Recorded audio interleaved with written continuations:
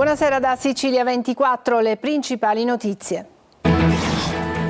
Colpo al clan Scalisi di Adrano, nel catanese 14 arresti, in carcere anche il reggente, voleva eliminare chi aveva ucciso suo figlio, il procuratore Curcio sui detenuti con i cellulari in carcere, così si vanificano le indagini.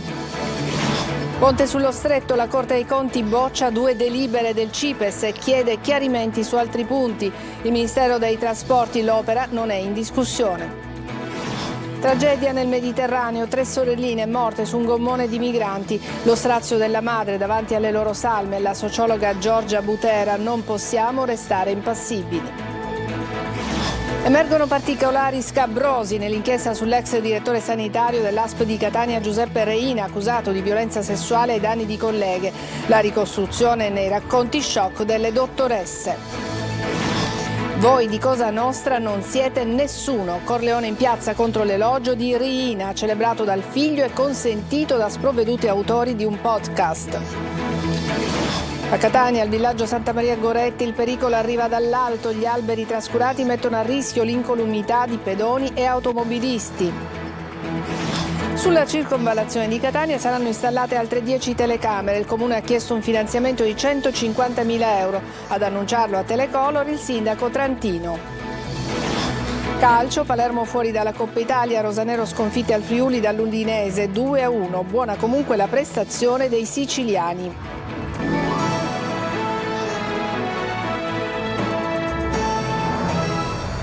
Bentrovati. Duro colpo al clan Scalisi con l'arresto di 14 persone che fa seguito ai 10 fermi della scorsa settimana. In carcere anche il boss che stava organizzando una spedizione punitiva contro quelli che pensava fossero gli assassini del figlio 17enne. Sferzata del procuratore di Catania Curcio contro i detenuti con i cellulari in carcere. Così, dice il procuratore, si rende vano il lavoro degli inquirenti. Simona Mazzone. Pietro Lucifora aveva organizzato la vendetta nei confronti di chi pensava fosse coinvolto nella morte del figlio 17enne Nicolò, ucciso a coltellate durante una rissa la notte del 20 aprile a Francofonte, nel Siracusano, nonostante l'autore di quell'omicidio sia già in carcere. Così, per quell'agguato, i cui obiettivi non sono ancora stati individuati dagli inquirenti, è partito un comando da Chieti, utilizzando anche false divise da carabiniere e un furgone senza GPS, e con l'aiuto dello zio del boss Lucifora, Pietro Schilirò, e di alcuni familiari. La spedizione, organizzata per la fine di settembre, è stata bloccata. Un duro colpo allo storico clan Scalisi radicato ad Adrano, con l'arresto di 14 persone, mentre 10 sono state già fermate la scorsa settimana. Le indagini della squadra mobile di Catania e del commissariato di Adrano, ed estese anche in una decina di città, hanno fatto luce su estorsioni a imprenditori edili e agricoli, commercianti, proprietari terrieri e venditori ambulanti, nonché intimidazioni consistenti nell'incendio di veicoli. Sequestrato oltre 1 chilo di droga tra cocaina e marijuana e 3 pistole. Tra gli indagati anche alcuni detenuti che comunicavano dal carcere utilizzando telefoni cellulari. Ci si chiede come sia possibile che i detenuti si organizzino e gestiscano piani criminali dalla cella. Probabilmente a livello più elevato del nostro, chi ha la responsabilità amministrativa e politica della gestione delle carceri dovrebbe porsi il problema di schermare nel modo più opportuno gli ambienti carcerari. La soluzione per Curcio: se all'interno del carcere il telefonino, diciamo così, non può essere usato perché l'ambiente è schermato, allora a questo punto sarebbe del tutto inutile avere i telefonini. Il lavoro degli inquirenti vano quando chi è in carcere continua a operare come quando era fuori. Si lavora per anni, si fanno processi che costano milioni di euro, che costano il sudore della polizia giudiziaria, dei magistrati, e poi chi viene condannato continua a fare quello che faceva prima. Ma vi pare possibile? E parliamo del ponte sullo Stretto. La Corte dei Conti chiede chiarimenti sulla delibera del CIPES che ha approvato il ponte sullo Stretto. Secondo la magistratura contabile mancano motivazioni e valutazioni su snodi cruciali. Il provvedimento appare più come una ricognizione che una decisione motivata. Sentiamo Francesco Triolo. La Corte dei Conti tira il freno a mano nella corsa al ponte sullo Stretto. Sono arrivati infatti diversi rilievi sulla delibera del CIPES da parte dei giudici contabili che hanno chiesto chiarimenti su più fronti alla Presidenza del Consiglio, che avrà adesso 20 giorni di tempo per fornirli. In particolare per la magistratura contabile la delibera del CIPES si appalesa più come una ricognizione delle attività intestate ai diversi attori istituzionali del procedimento che come una ponderazione delle risultanze di dette attività sotto il profilo sia fattuale che giuridico. medico. Tra gli aspetti procedurali, i magistrati sottolineano come, viste le modalità con cui sono stati trasmessi i documenti, ovvero con link che rimandano al sito della Stretto di Messina, si chiede la formale acquisizione degli stessi atti del MIT e del CIPES. Le reazioni sono state immediate. Il PD, attraverso il capogruppo alla Camera Anthony Barbagallo, parla di una sonora bocciatura che mette in discussione l'impianto stesso del progetto e invitano Salvini e il governo a smetterla con gli annunci propagandistici. La D della Stretto di Messina, Pietro Ciucci, ha voluto evidenziare che l'ufficio di controllo della Corte non ha espresso alcuna bocciatura, giudizio di inadeguatezza né richieste di integrazione del progetto definitivo. Stretto di Messina, di concerto con le istituzioni interessate, ha detto è pronta a fornire tutti gli elementi utili per consentire alla Corte di completare l'istruttoria finalizzata alla registrazione della delibera CIPES, nella consapevolezza di aver operato nel pieno rispetto di quanto previsto dalla normativa italiana ed europea. Nessun commento dalla Corte dei Conti. Si tratta di una fase interlocutoria e non pubblica, spiegano fonti della magistratura contabile. Ancora una tragedia nel Mar Mediterraneo, 3 giovani sorelle sono morte su un gommone mentre tentavano la traversata. Ad accogliere le loro salme la mamma. Sentiamo Davide Sardo. 3 sorelle morte nel Mediterraneo, avevano 17, 11 e 9 anni. Sulla banchina del porto di Porto Empedocle, una madre in ginocchio davanti alle loro salme, il dolore immenso di chi ha perso tutto in un istante. Le ragazze eritree viaggiavano su un gommone di 7 metri insieme a decine di altri migranti. Avvelenate dai fumi di idrocarburi, hanno trovato la morte prima di toccare terra, di arrivare a Lampedusa. Sopravvissuti solo la madre e un giovane fratello, accolti al porto dalle autorità e dalle associazioni umanitarie. Le 3 sorelle saranno seppellite a Canicattì secondo il rito musulmano. Credo che era un atto doveroso al momento in cui la prefettura mi ha chiamato, Sua Eccellenza il prefetto mi ha chiesto se ci fosse la disponibilità a Canicattì di dove posizionarli, di dove anche seppellirli. Io ho dato la mia disponibilità perché vogliono essere seppelliti in un campo di esumazione. L'unico campo di esumazione nella provincia di Agrigento è la città di Canicattì e credo che questi sono momenti significativi, tocca il cuore. Un nuovo dramma che si aggiunge all'elenco interminabile di morti e dispersi lungo la rotta centrale del Mediterraneo.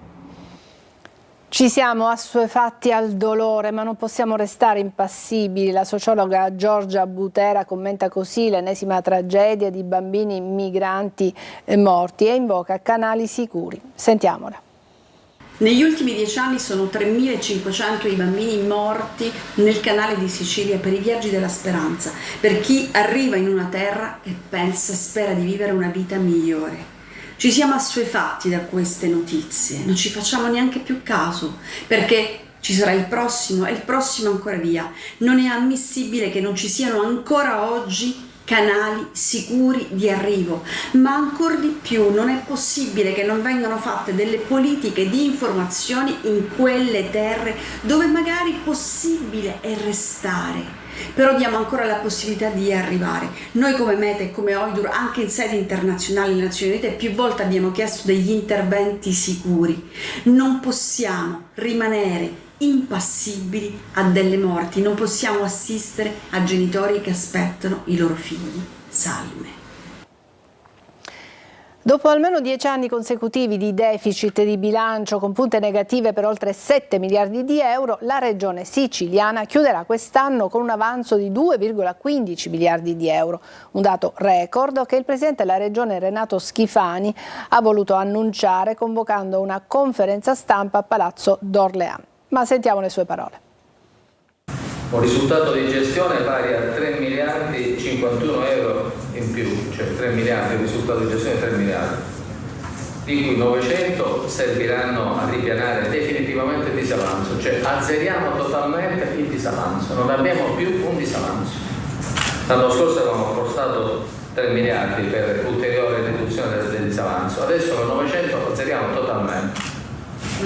E altri 2 miliardi 150 saranno utilizzati naturalmente per investimenti, tendenza investimenti in senso lato, ma investimenti, una parte andrà al sociale naturalmente, comunque queste somme saranno disponibili una volta chiuso il giudizio di parifica con la Corte dei Conti, quindi non sono somme che utilizziamo domani, ma ci sono, e quindi il Senato lo porta a parifica, che mi auguro possa realizzarsi nei primi dell'anno successivo.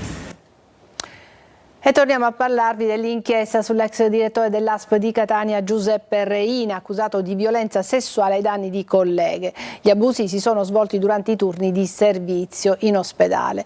Il GIP ha respinto la richiesta di arresto ordinando la sospensione per un anno. La procura ha già depositato appello.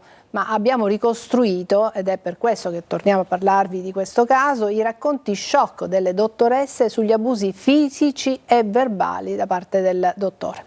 Lorena Dolci. Sali sopra o no? Lo sai che voglia avrei? Ce ne hai voglia tu? Di fare quella cosa che, mentre lo facciamo, mi guardano. Ma smettila. Senti, non mi fare innervosire.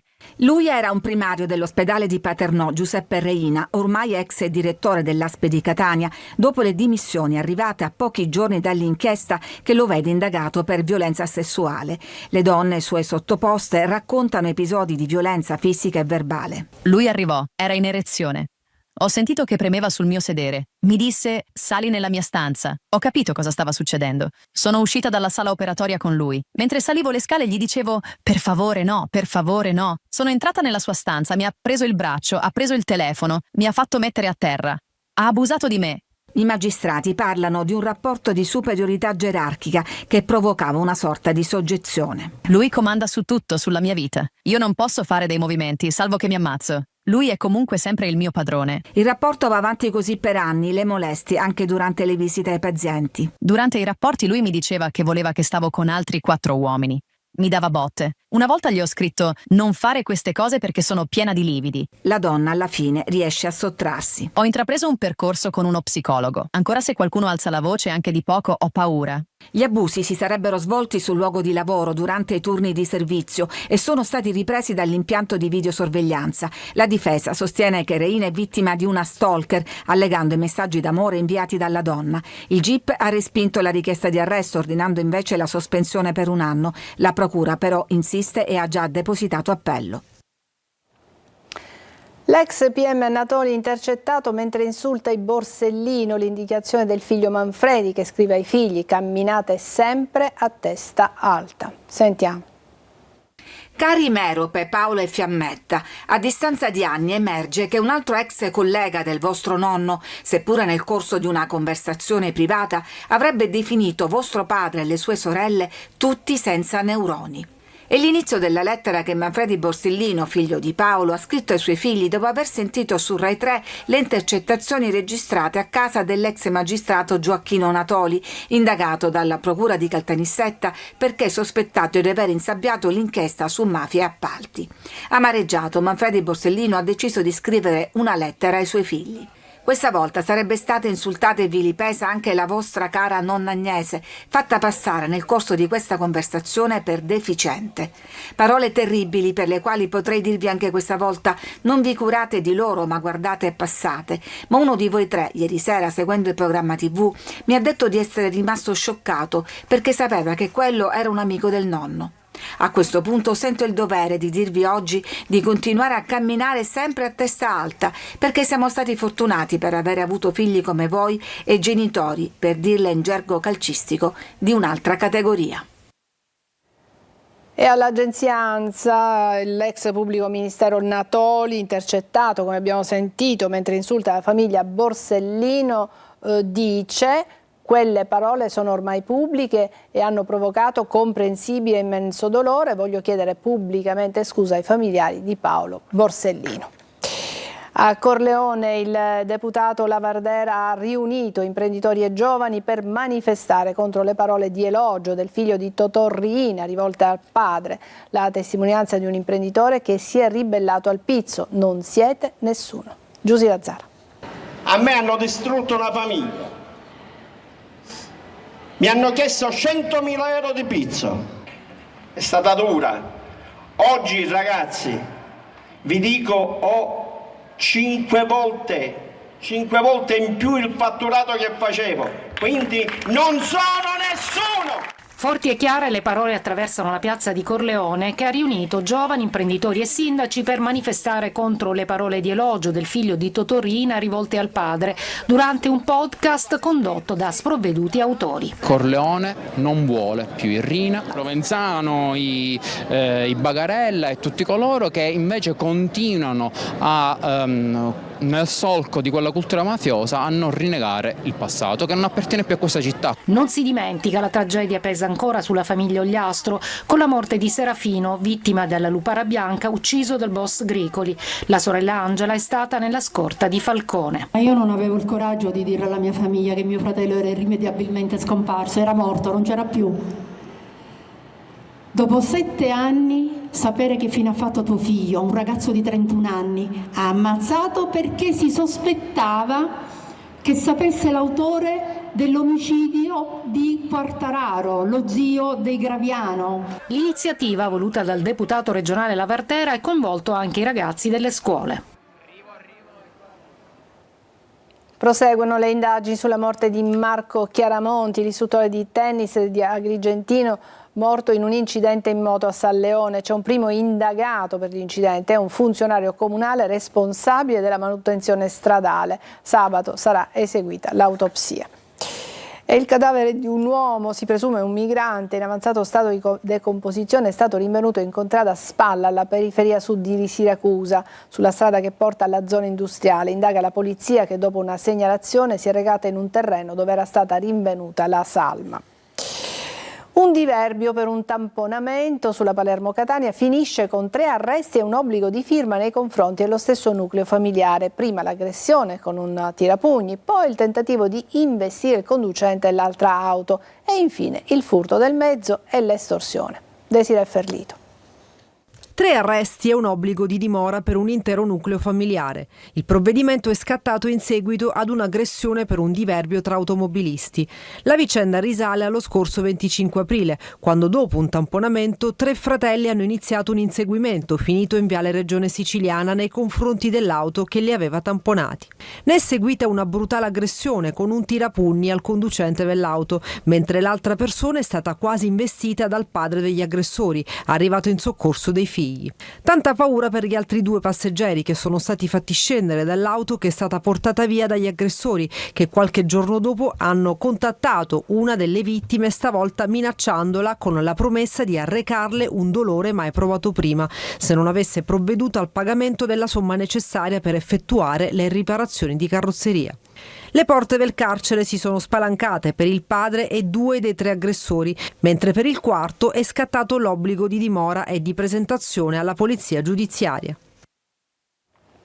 Una vigilessa è stata aggredita negli uffici del giudice di pace in via Cavour a Palermo. Un uomo avrebbe colpito la donna con pugni e calci. La vigilessa è stata soccorsa dai sanitari del 118 e portata all'ospedale civico di Palermo.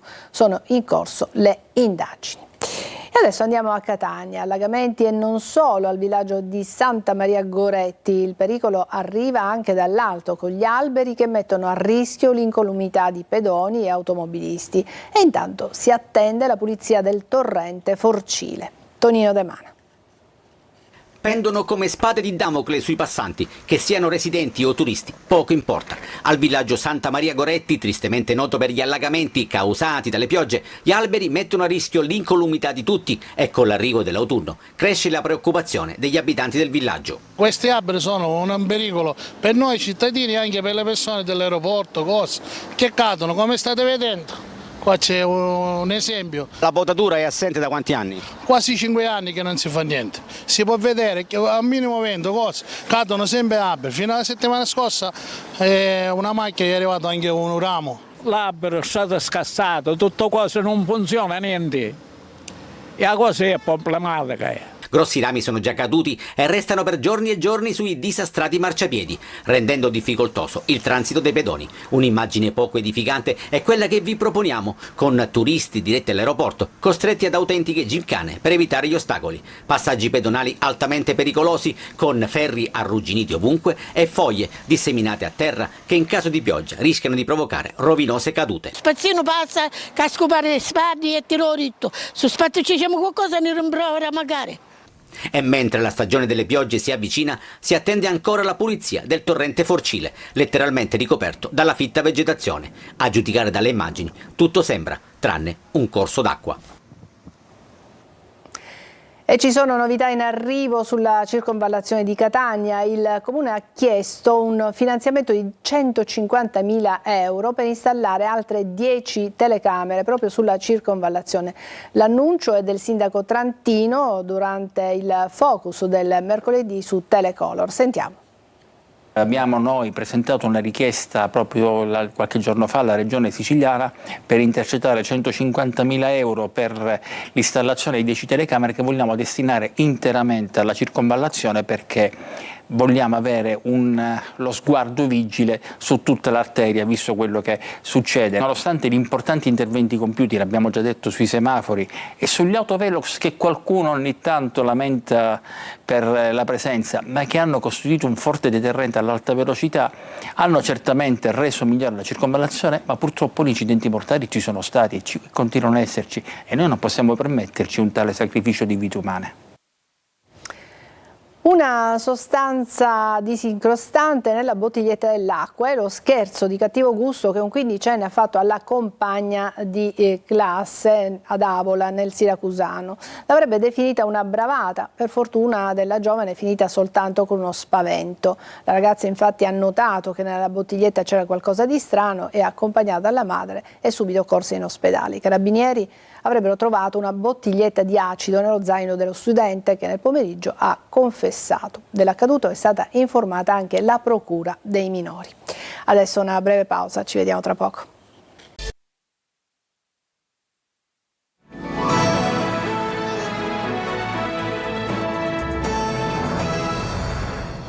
La reazione dei genitori dei piccoli pazienti del CCPM di Taormina dopo l'approvazione della nuova rete ospedaliera. Fiducia sì, ma sempre con l'attenzione alta. Francesco Triolo. L'approvazione della nuova rete ospedaliera all'ARS dà il via libera all'integrazione all'interno della stessa del centro di cardiochirurgia pediatrica di Taormina. Era questo un passaggio fondamentale che attende adesso l'ok definitivo da parte del Ministero della Salute, con il quale c'è stato già un'interlocuzione tra il presidente Schifani e il ministro Schillaci. Cosa accadrà in concreto ancora non si conosce, ma questo intanto è un punto fermo per il comitato e i genitori dei piccoli pazienti. Ad oggi non sappiamo in che modalità viene mantenuto questo reparto, infatti noi speriamo che rimanga e che mantenga soprattutto i livelli che ha sempre avuto. Lo chiediamo non solo per i nostri figli, ma per i figli che verranno, per tutti i piccoli e grandi pazienti affetti da cardiopatia congenita. Quindi auspichiamo che possano essere garantiti i canoni di eccellenza che hanno contraddistinto da sempre naturalmente il CCPM. Su questo noi vigileremo e cercheremo di tutelare la specificità del centro e la sua operatività. La Regione proseguirà ora l'iter per l'approvazione definitiva del piano da parte del Ministero e la sua attuazione con attenzione alle aree interne e ai poli di eccellenza, proprio come Taormina. I punti di eccellenza, la cardiochirurgia di Taormina confermata nella rete ospedaliera è meravigliosa perché è una lotta del Presidente. Altra cosa meravigliosa è il DEA di secondo livello previsto per Siracusa, un nuovo ospedale, quindi le cose ci sono. Bene, adesso una breve pausa per la pubblicità per poi passare allo sport. A tra poco.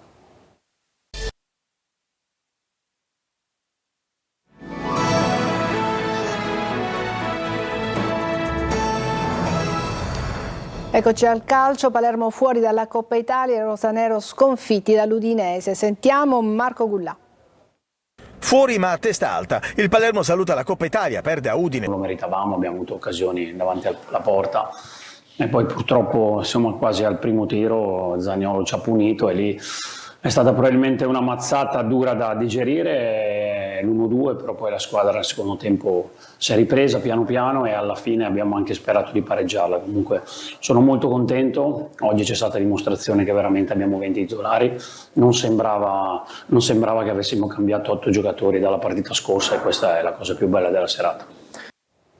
È tutto per questa edizione di Sicilia 24, grazie per averci seguito, buona serata.